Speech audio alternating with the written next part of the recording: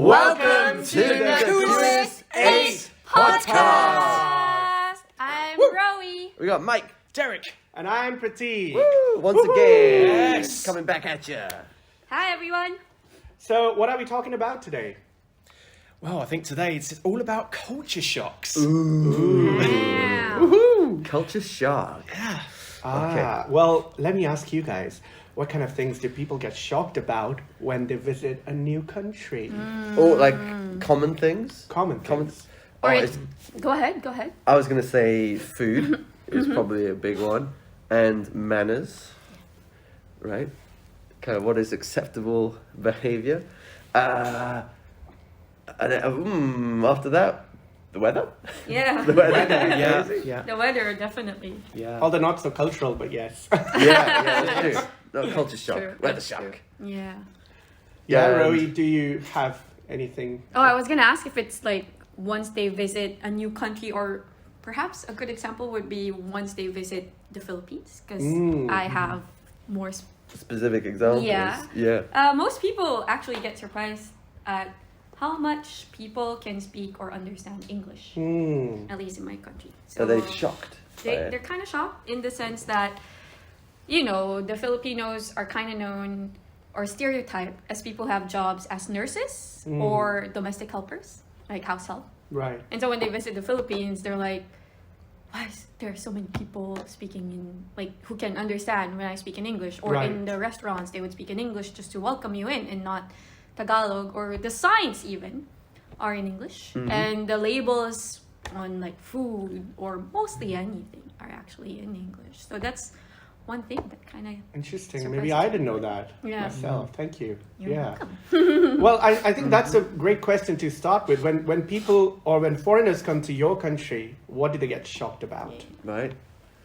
So we have two British Both from gentlemen here. Britain. Yes.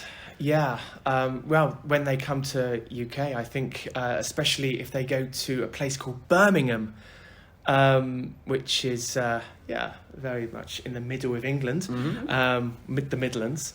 There's like roundabouts. There's a lot of roundabouts on the roads everywhere in the UK, but especially Birmingham. They have something called Spaghetti Junction. Oh, yeah. Oh, okay. Okay. Yeah, I know where you're going. this is it's so confusing, this road, and there's just lots of roundabouts, and it's an absolute nightmare if you drive to Birmingham, especially if you go to Spaghetti Junction.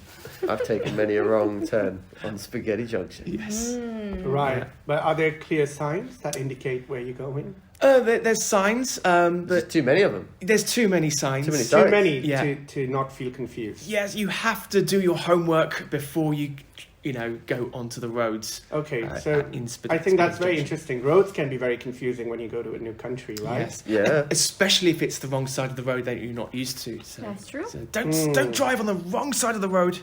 I think Japan and yeah. UK has the same Left hand left-hand side. So does left hand India. side. Oh, Yes. oh. Yeah. It's probably... Interestingly, do people Mark. get shocked about the fact that everybody speaks English? Yes. No, but a funny question I get often is, do you know the Queen? Because some people think UK looks quite small, I guess, on a map. People think that we all know each other. But yes, I do. I do know Right. the Queen. So I think, no, I don't. No, I met Queen Princess Diana once, though. Oh, wow. Yeah, that's really? pretty cool. That's She really came cool. to the hospital that I was born in.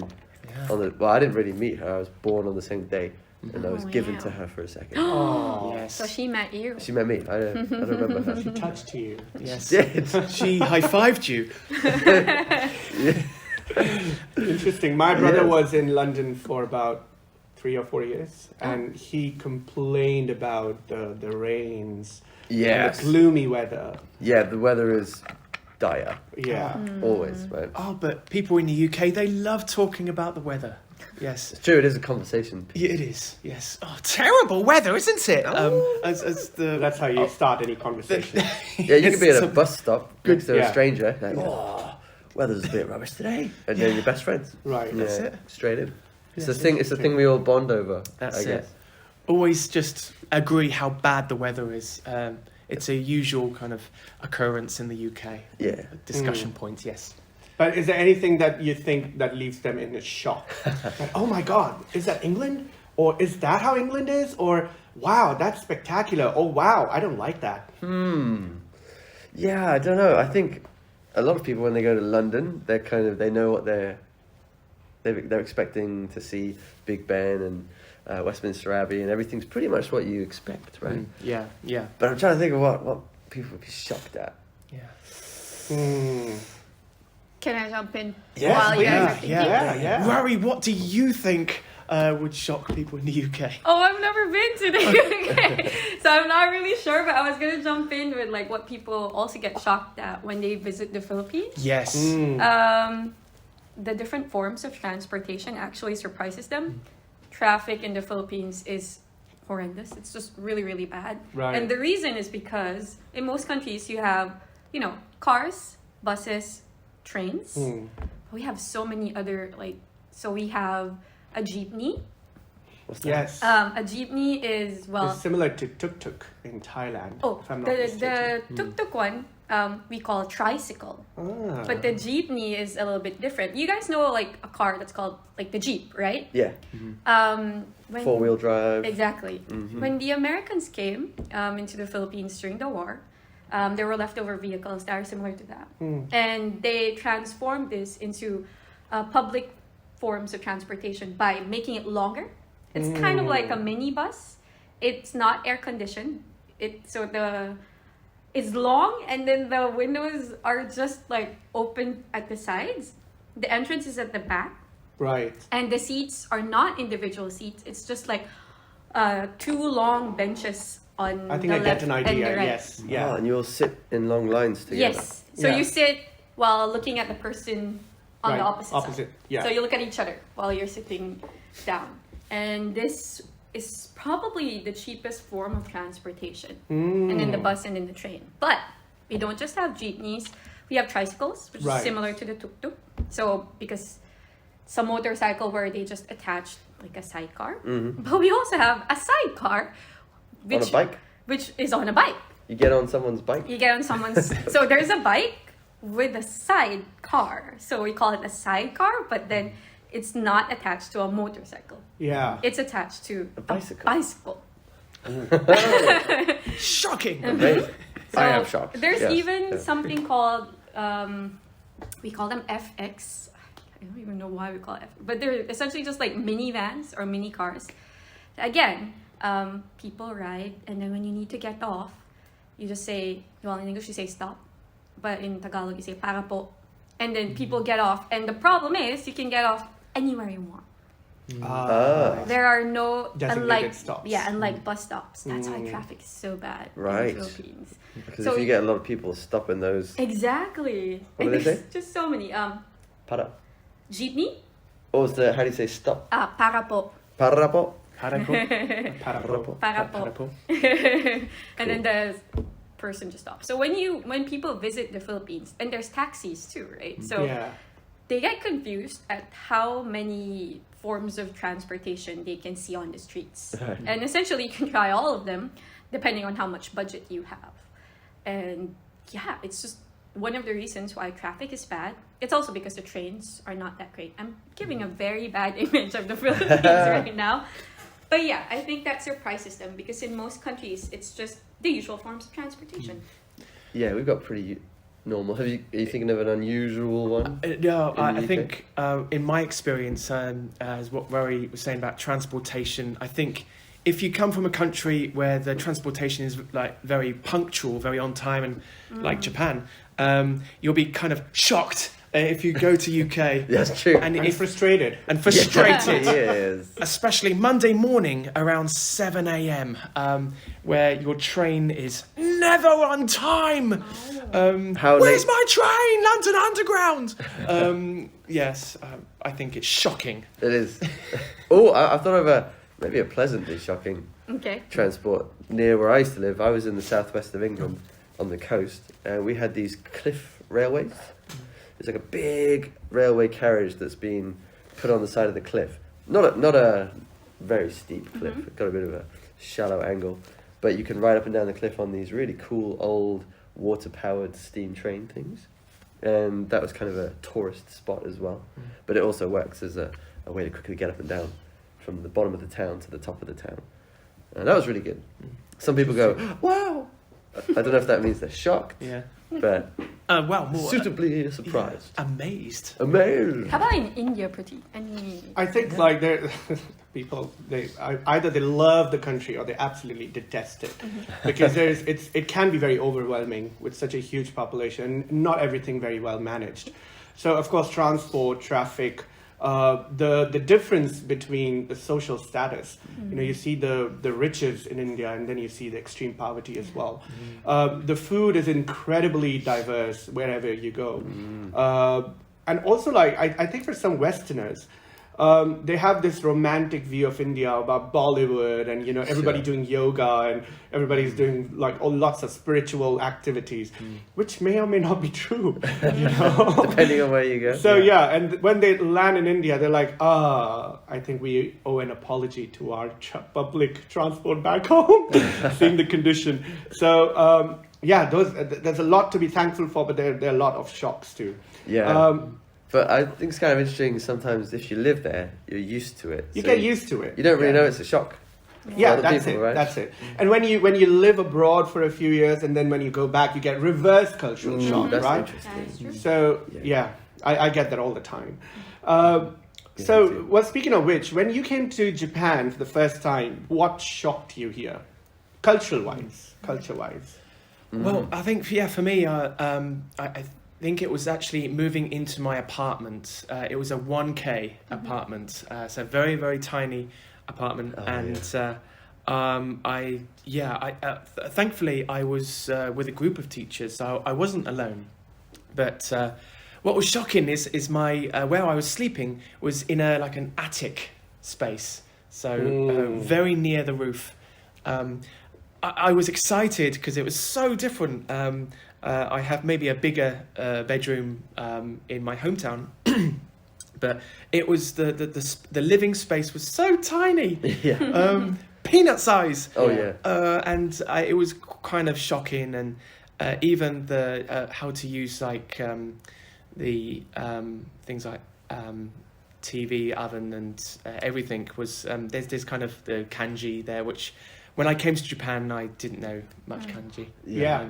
And I think we can all agree with the tiny apartment situation. I mean, being a So tiny shocking. girl,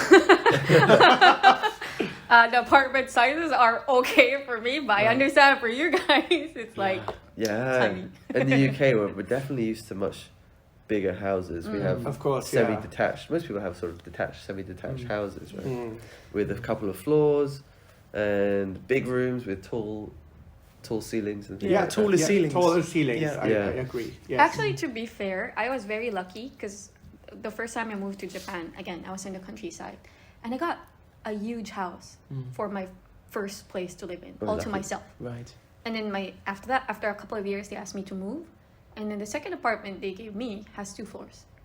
So I've never actually lived in a 1K. Oh wow. I mean, I've been in one because some of my friends would have lived in a 1K. Nearer So- to the city or something. Yeah, and I would visit them, or we'd hang out, and I'd see how small it is.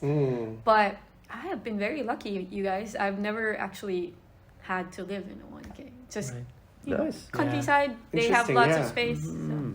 Yeah. What else shocked you about Japan? This is going to make UK sound bad.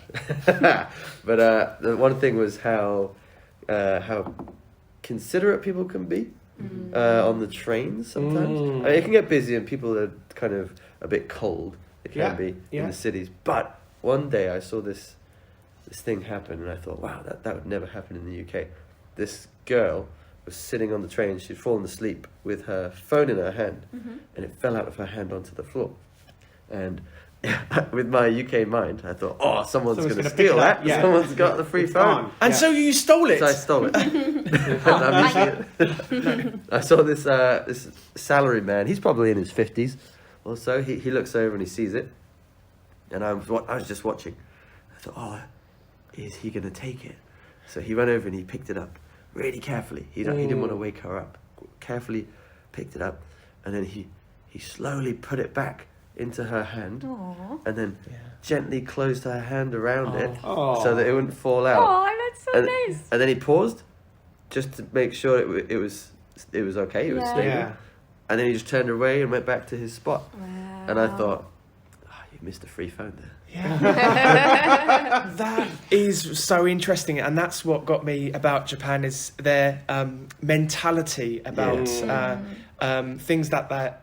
Why would I take this phone, or Yeah. why would I take this wallet? Exactly, It's yeah. actually not mine. It doesn't so belong to me. Yeah. Why am I doing? Why would I do that? Which- It's not mine. Honestly, come to Right. think of it, it's so true. Yeah. Yeah. But Yeah. yeah, I don't know. There's this shift of perspective Yes. Yeah. when you're in Japan. Like, don't get me wrong. It's not like I was a thief back home, or you guys were a thief back But home. he just did But like, cell phone. you know, I always knew he had a dark side. Now I know where my well, phone's now you know gone. why I have 10 phones. Yeah. Where's my wallet? Pratik. Wait, check your belongings. But I agree. I think it's in the air. It's something that's Yes. praiseworthy. Very different code, Yeah. isn't it? Yeah. And one of the things that I remember about the first thing that not shocked me, but pleasantly surprised me about Japan is how they bow. Oh, yes. I'd heard about that, but Yeah. I'd never experienced it. So first time when I arrived at Narita Airport, Yeah. and then I took the airport limousine to get to Tokyo.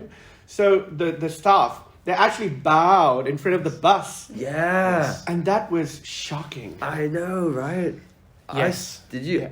Yeah. Yes. No, I've got. Did you notice that as well? I'll jump on that because I just remembered. The way that they're so professional. They wear their uniform is so professional, Right. and they treat it so seriously. Yes. Like especially on the trains, Yeah. every train line, they're just like bowing to the train As it once leaves. it Exactly. leaves them. Yes. Yes. I had a really funny memory in the airport. I looked out at one of the airplanes that was leaving Narita, and the ground staff were bowing at the airplane. Yeah, That's yeah. amazing. Look at you guys. They were like, "Have a good trip." Oh, no one can see them, but that's They were the so main. nice. That's the thing. It's But in haven't their you guys brain. gotten used to it now, like bowing? Oh, of course, yes. Right? Yeah, I so do. We used do to it ourselves Exactly. now. Yeah, yes. Because I got so used to it that I went to a trip with my family once. To Europe. And my sister, I know where this my is going. sister was so annoyed at Yeah. me. She was so upset because every time I keep bowing to people, and she Yeah. was like, "Stop it!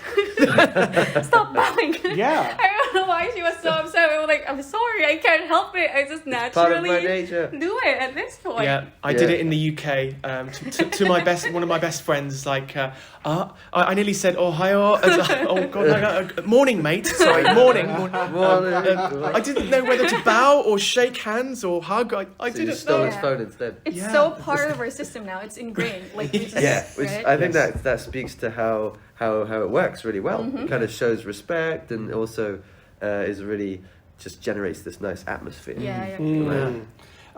Do you have any crazy sento or onsen stories from the first time when you used it? Oh my gosh. I wanted to bring this up. Sorry, I have many stories. Oh yeah. Yeah, definitely. Do you want to Derek's go got- first? Derek Derek looks looks so excited. See, Derek's eyes are full of, Yeah, God, the full of joy. joy. He wants to say. Oh something. God, no, it's fairly recent actually. Okay. I've been 10 years in Japan, and I was just as you do, you wash yourself before and after getting in the onsen. But I didn't see a guy who was in the onsen, but he was next to me. But I was just next to him using the real powerful shower. So, and I don't like to sit down on the bowls. Yeah. I find it Uncomfortable. Yes, it's not for you. So I didn't think anybody was in the onsen. So I was like singing and washing at the same time.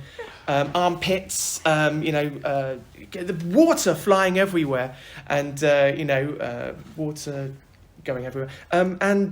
All I hear was, I said, "Oh God!" And there he was next to me. It was water all over his face, and bits flying everywhere. It was crazy, and I'm so sorry. And I was like, go man. So I didn't see him next to me, and I had to just run out completely naked, trying to just To the car park. no, not the car park. To the locker room, quickly dress up and just run. I was so embarrassed and so ashamed of Wait. myself. I got a quick question. Yes. So when you were going in there, you didn't see. He wasn't there, right? No, probably he didn't wasn't. notice No, because- no, he wasn't. So he must have decided. He saw you doing that and decided to sit next to you, and then went, "Oh, this is a mistake. I shouldn't have done that." Yeah, I just looked round over. Maybe I didn't see Great. the other way. I looked round to my left. He was on my right. So, Okay. so maybe I didn't see him. He was a very small man, a very tiny man. And you showered him with all of And those. All of your love. Yeah. I think I nearly drowned him in my own With love, with love. With love. Yeah. Okay. Anyway, with joy. yes. So very shocking. He was shocked. He was Interesting. shocked. Fascinating. Well, I have a number of tattoos, so you can imagine I've had one or two situations. Nothing too bad. I've had people ask me to leave, and then I've just gone, oh, I was leaving anyway, and then just left. But it was funny. I used to go to an onsen in the countryside in Fukushima, and there, all the countryside people that use the onsen were really interested in the tattoos. I was a bit worried if I went in, they'd get upset. Yeah. But they just used to ask me questions about them and Oh. just had a lot of interest. None of them had tattoos. But one day, during the New Year holiday, there were loads of people from Tokyo who came up to the onsen, and they had a real problem with my tattoos. They were kind of asking me very aggressively, like, why would you ever get a tattoo? What does that mean? Have you ever done any crime? And I was like, wow, this is very direct. Yeah. And But they then- didn't ask you to get out or anything. Oh, then about 10 minutes later, a staff member came to me and said, we've had a complaint. Could you please? I'm sorry, could you leave? Oh, Yeah, wow. it's okay. Yes. But I thought it was interesting that the people in the countryside seemed to be way more open to this very unusual culture. Yeah. And the people in the city, who you think would be more used to different cultures true. and things coming in, they were the ones who were more Interesting. upset. Yeah, that is interesting. Yeah, I thought that was shocking. Yes. Yes. Do you now hide your tattoos, or you No. just stop going to the onsen? Oh no, these days there's more and more tattoo places, becoming more- free onsens. Oh, More nice. acceptable, I think, these days. Yeah, Right. yeah. In Japan. Okay. I think the prospect of the Olympics out here as well Mm. did like nudge the culture a little Right. bit more towards Yeah. accepting it, Yeah, because more it didn't awareness. happen in the end, right? We It didn't have a didn't. big Yeah. thing, but they're It prepared. was in the news. Yes. Yeah. Yes. Okay. Roy, do you have any stories? Well, for me, my first onsen experience was with my partner teacher, and she was just very robotic about it. And because it was Boning Kai, like the end of the year party. We Yeah. stayed at the nice ryokan. It was very beautiful, but it was my first time for me to go to an onsen. And she's like, "Okay, come with me. I'll teach you how to do it." We go inside. She takes off all her clothes, and I just follow everything Yeah. that she does because I didn't know what to do. So I just take off my clothes too, and then she's like, "Okay, this way, wash, and then do this, do that, and then okay, now slowly go into the water." So it was very robotic. My first onsen experience, but it was a shock for You me. were just following her. I was just following Yeah. her. It was a shock because she's my partner teacher. Right. And in school, she's very serious. Yeah. She's very nice, but she's very serious. Right. But yeah, during the onsen experience, she's just like, she doesn't care. Yeah. And I Yeah. think that's the beauty that I learned from the onsen. Japanese people don't worry too much about body images Right, or right, whatever yes. in the onsen. in the Yes. onsen, yeah. For them, it's just, I come here to relax and enjoy the hot springs and, have a peaceful time Yeah. in the water. Yeah. But, people are worried about going to onsens or sentos because they're like, oh, other people will see my body or Yeah. other people will judge me and this and that. Right. But that's actually what I've learned over time as I enjoy going to the onsen. And people there, they're just like, I don't care. This is my body. I'm just enjoying. And actually, I think it's really interesting because actually Japan, they are very conscious of what they wear, especially going to work, and they want to be seen as very Uniform. Yeah. smart Yeah. and professional. But Yeah. it's the other way, yes, in the onsen. They don't They care. just like Yeah. switch. Yeah. Yeah. It's a complete switch, and it's very interesting, yeah. Yeah. Yeah. It's very, for me as a woman, it's very empowered. Yes. If you go to an onsen and just go there and these ladies are just like, older women, younger women, children, no care at all. Yes. Just going through the motions of enjoying the hot springs. Yes. So, It's fun. I always enjoy the hot springs. yeah. I remember the first time when I used the university. So I used to live in a dorm when I came to Japan for the first time, a university's dorm, and we had a big ofuro bath.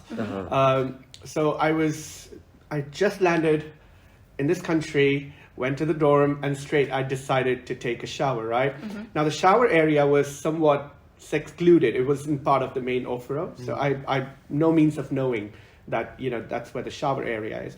So I go into the ofuro bath. And I see a bunch of naked boys in their 18, 19-year-old. And they're all like having fun, talking, whatever. And I was like, what the hell is happening? What is this naked dance? This naked party? I'm not going to be part of it. I took off my shirt and then I was like, no, I can't do it. So I went upstairs to my room. And then this, one of our Zanryose, who was the caretaker, he comes to me. He was Australian. Comes to me and he's like, what's up? You went for a bath, right? I said, I can't do it. I don't want to get naked.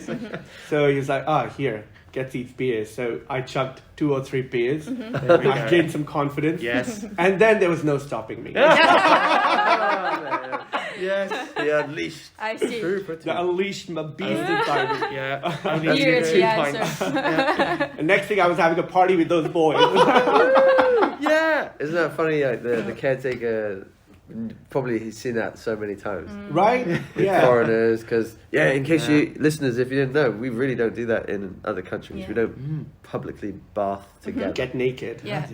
Even that's right. at home with your family, like in Japan, most families would share like the bath, Yeah. like even the bath Yes. water, Yes. right? Yes. And that's not normal, like not in the Philippines. No, not at all. No. Yeah. Yeah. No. My water, the water in the bathtub is my water. That's it. It's Yeah. gone. Yeah. Yeah. Well, that brings me to the end of the podcast. Sorry, but I think we're running out of time here. Yeah. What advice would you give to students, your students, who are just about to travel to a new country or To a new country. Oh man, I always tell my students to try and find some good friends to start with, because I think finding a good group of people that you can share the experiences with and take risks with, it makes it much less stressful and it makes it way more fun, because you can end up sharing these experiences and you'll get new friends that. And if you're wondering how to make new friends, check out our podcast on friendship. Yeah, right. Very good segue over Check there. it out and like. But when you first get somewhere, you feel shy and embarrassed to start talking to people, but that's the perfect time to do it, because you just come here, so you can say things like, I've just come from Japan. People will be very interested in talking about that. Yeah. And you can also ask them questions like, what's good to do here? What do you think I should do first? Right. It's the perfect time to start asking. If you wait a few days and think, I'll meet some friends next week, it gets harder. It gets harder and harder. So in English, strike while the iron is hot. Yeah. Good. Smack. Okay, so make friends. All right. Don't Yeah. hold yourself back. Derek. I think just plan ahead and write a checklist. A checklist is good. So you've got everything down on paper or device, and what you have to do and what you will do when you get to the country. So don't worry about things in your head. Just write everything down on paper. Make a list and tick them off. Yeah.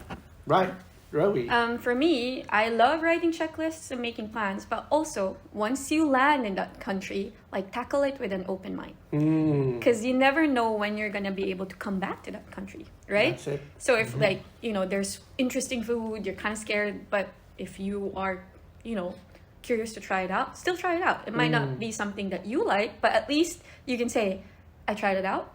It's not for me, right? Or experiences or visiting places. I think it's good to also just take one day where you just walk around. You plan everything out and go to these famous sightseeing spots, which is of course really great.